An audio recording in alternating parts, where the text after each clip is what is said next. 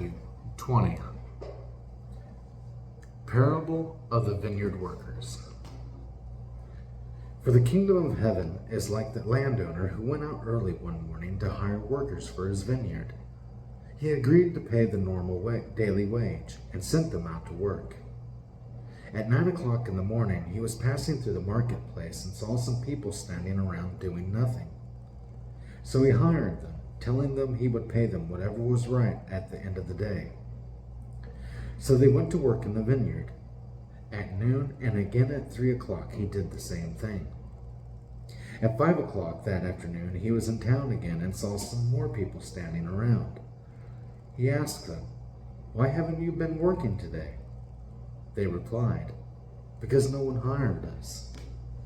The landowner told them, "Then go out and join the others in my vineyard."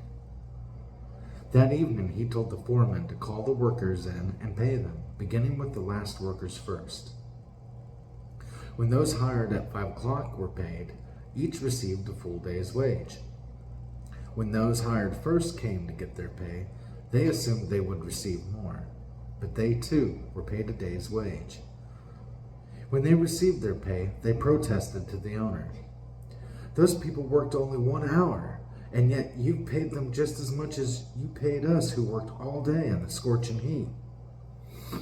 He answered one of them, "Friend, I haven't been unfair. Didn't you agree to work all day for the usual wage? Take your money and go. I wanted to pay this last worker the same as you. Is it against the law for me to do what I want with my money? Should you be jealous because I am kind to others?" So those who are last now will be first then, and those who are first will be last. Jesus again predicts his death. As Jesus was going up to Jerusalem, he took the 12 disciples aside privately and told them what was going to happen to him. "Listen," he said, "we're going up to Jerusalem, where the Son of Man will be betrayed to the leading priests and the teachers of religious law. They will sentence him to die.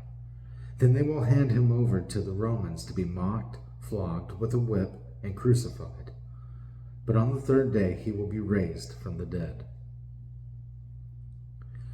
Jesus teaches about serving others.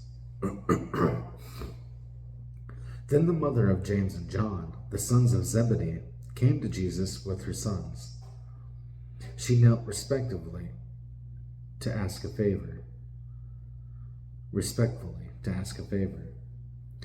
"What is your request?" he asked. She replied, "In your kingdom, please let my 2 sons sit in places of honor next to you, one on your right and the other on your left." But Jesus answered by saying to them, "You don't know what you are asking. Are you able to drink from the bitter cup of suffering I am about to drink?" "Oh, yes," they replied, "we are able." Jesus told them, "You will indeed drink from my bitter cup, but I have no right to say who will sit on my right or my left. My Father has prepared those places for the ones he has chosen." When the 10 other disciples heard what James and John had asked, they were indignant.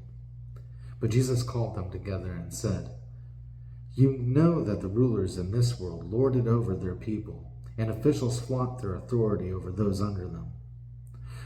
But among you it will be different. Whoever wants to be a leader among you must be your servant, and whoever wants to be first among you must become your slave. For even the Son of Man came not to be served, but to serve others and to give his life as a ransom for many." Jesus heals 2 blind men. As Jesus and the disciples left the town of Jericho, a large crowd followed behind. 2 blind men were sitting beside the road. When they heard that Jesus was coming that way, they began shouting, "Lord, Son of David, have mercy on us."